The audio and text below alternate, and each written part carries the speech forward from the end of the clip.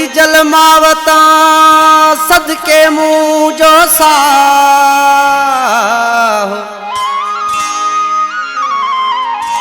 आहे जी जलमावता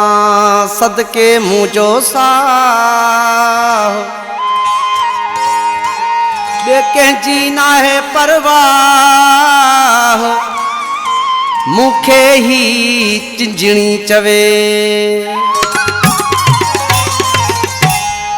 अमर तोल जन्नत या कंदी तो के पारत या कंदी तो समबत या इन्हीं के न दुखाए तू अदा इन्हीं के न दुखाए तू मिठा अमर तोल जन्नत या तोखे तेजी पारत या कंदी तो समबत या इन्हीं के न दुखाए तू अदा इन्हीं के न दुखाए तू मिठा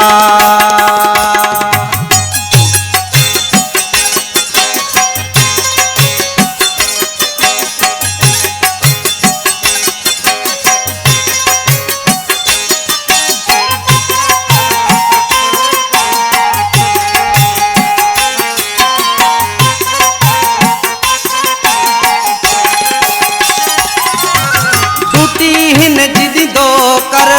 चुमी पैर विदो कर सुबह शाम ईदो कर इन्हीं के न दुखाए तू अदा इन्हीं के न दुखाए तू मिठा अमर तोल जन्नत या तोखे तेजी पारत या कंदी तो समबत या इन्हीं के न दुखाए तू अदा इन्हीं के न दुखाए तू मिठा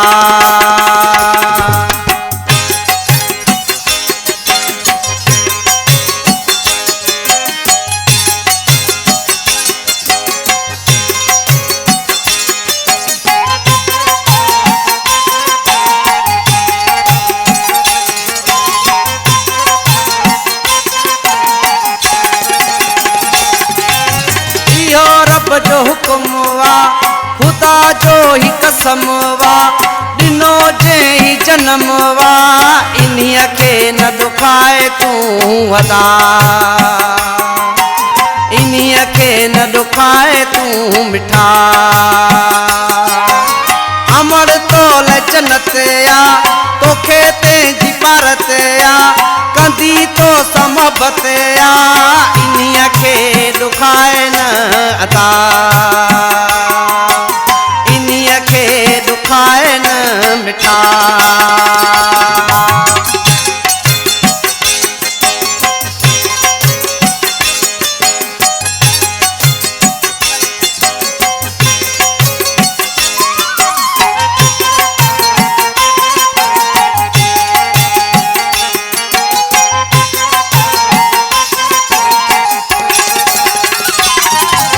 चिंजणी जो ही पैगामा